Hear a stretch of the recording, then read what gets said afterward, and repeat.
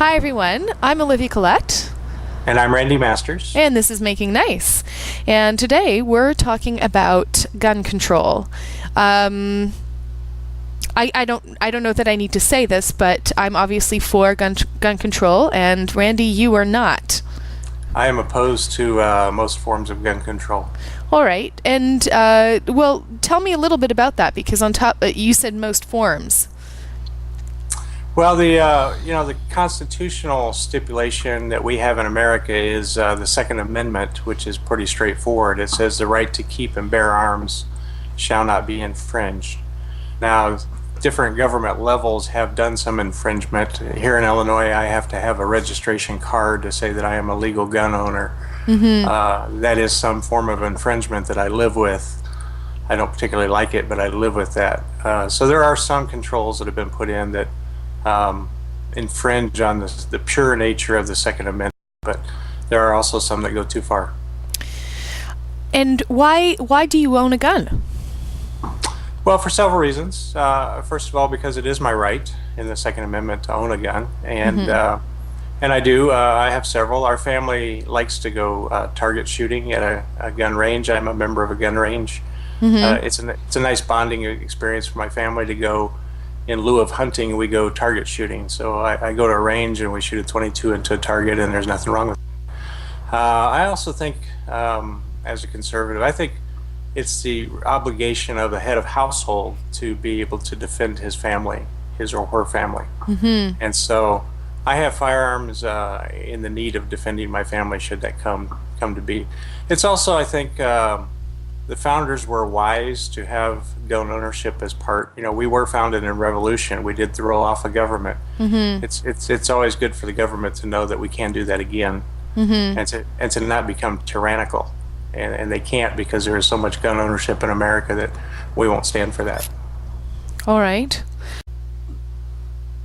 Just because you're allowed to have a gun, it doesn't mean that you need to have one. And it does, I mean, you were saying in lieu of hunting, you go target shooting, but, right. Why? What's the point? Have you ever gone target shooting? It's quite a bit of fun. Put a nice tight group on that target is a lot of fun. Well, I can understand the fun of it, but I mean, I didn't really grow up in a culture that's very entrenched in this gun ownership debate, and most people that I know don't own a gun, and I never did myself. It's our right here too, not in the same sense that it would be not in the same Second Amendment sense. I mean, if you want to own a gun, you have to go through certain measures to have one. The people that I do know who own a gun own it because they like to go hunting, and I'm not going to get into the hunting debate, but it's got nothing whatsoever to do with protecting your own home, because they're deadly weapons. And I'm saying this because, a few days ago, and you know about this, I was burglarized. I was lucky enough not to in my home when it happened. Of course, usually when these sorts of things happen, nobody's home, and that's the point. For the burglars anyway, they don't actually want to end up being that sort of confrontation with owners. And to me, I mean, I understand. It's got something to do with the neighborhood that I live in, or that I will be living in, and there are certain shady characters that hang around, and it's a fairly good neighborhood except for those few shady characters. But for me, the solution to that is not owning a gun. For me, the solution to that is something that's much more long-term, that's preventative, that implicates the entire neighborhood, that implicates the entire community. To me, a gun might be a quick fix until it's turned on me.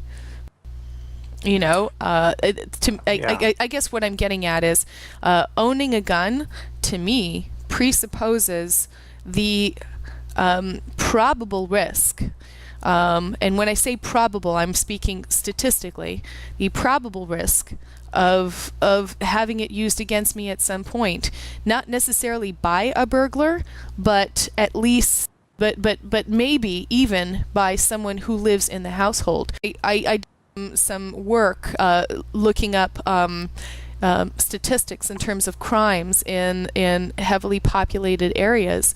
And the one thing that occurs the most, no matter where you are in the world, seems to be burglaries, although they rarely, if ever, turn violent, because usually burglars target homes where nobody is actually, there at that moment. In terms of homicides, the most common homicide is the result of a domestic dispute.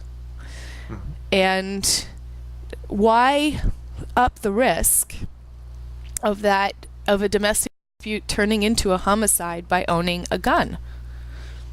Well, there are ways to mitigate that risk, and it is a risk. There are statistics for gun deaths. There are also statistics for home invasions where a homeowner successfully defended their home with a gun. Mm-hmm.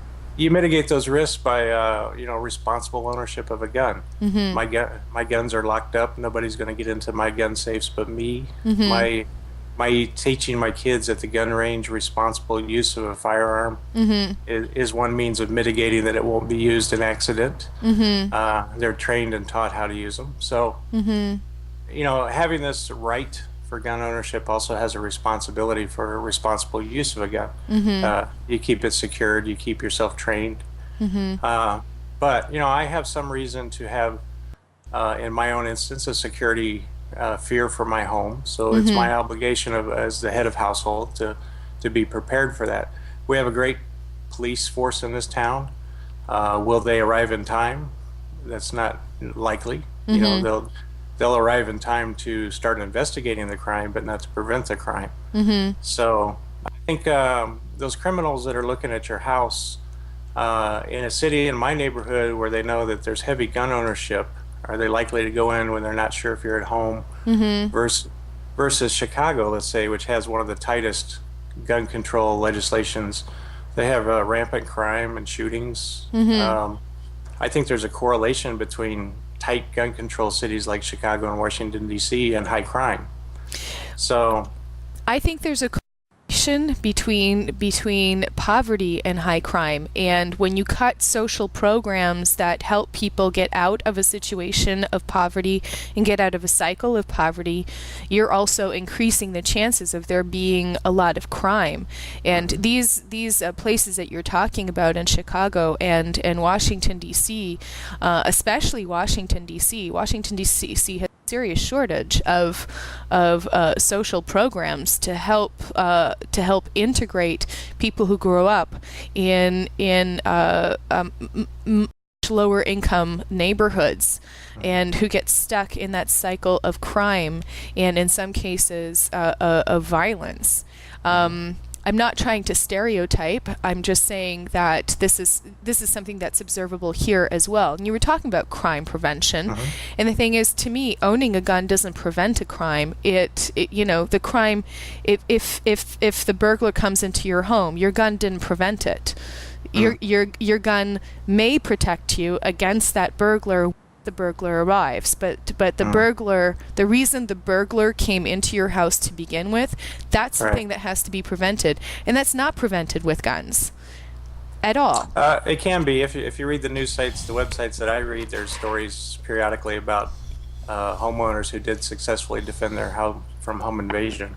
Defending it is not the same as preventing it.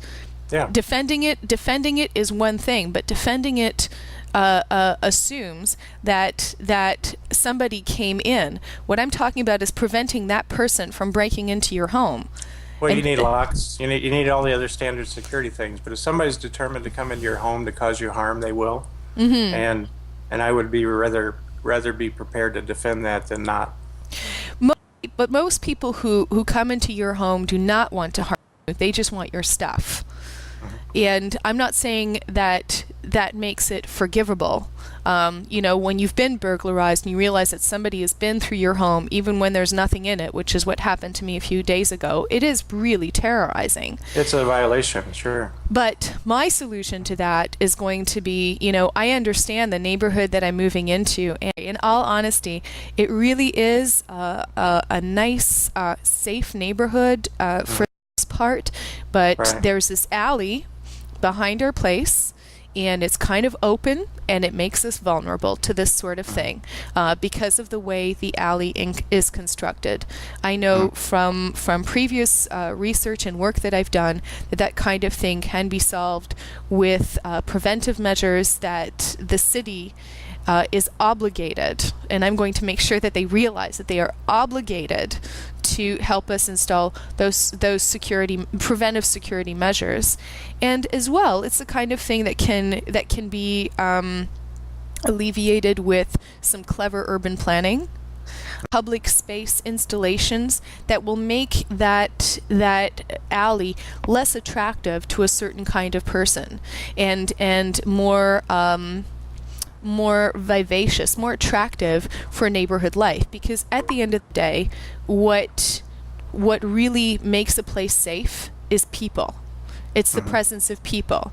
I've often said this when I go to a more suburban area. I'm not talking rural. I'm talking like a suburban area where there's houses, and then there's one strip where there are a bunch of malls, and that's where people congregate. But when you go into those areas where it's just houses,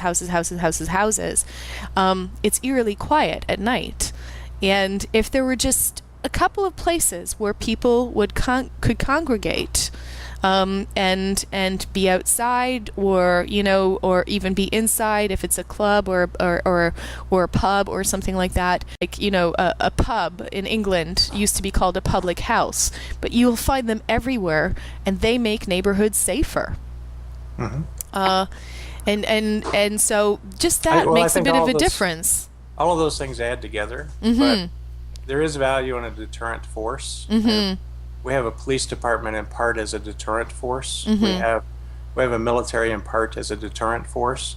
It says, don't mess with us. And the same as private gun ownership does. There's talking about national defense, the role of private gun ownership in national defense. There was a famous saying back in World War II, one of the Japanese admirals, when asked about invading the homeland of America, he said, America's homeland cannot be invaded because there would be a gun behind every blade of grass. And that's a deterrent force for anyone who means to do us harm. Our citizens are armed as our military. We watch the anarchy spreading across the Mideast, across Europe. I'm not.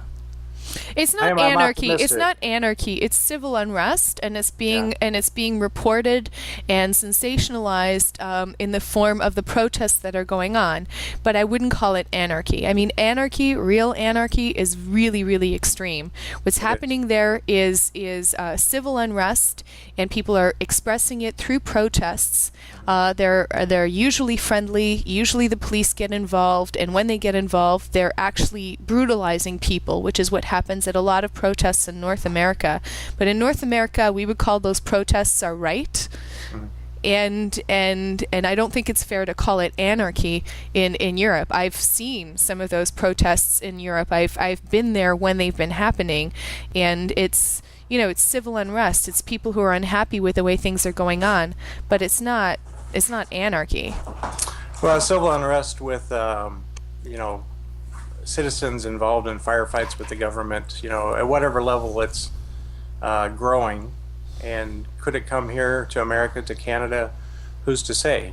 And so. But we have protests here, so it's already here.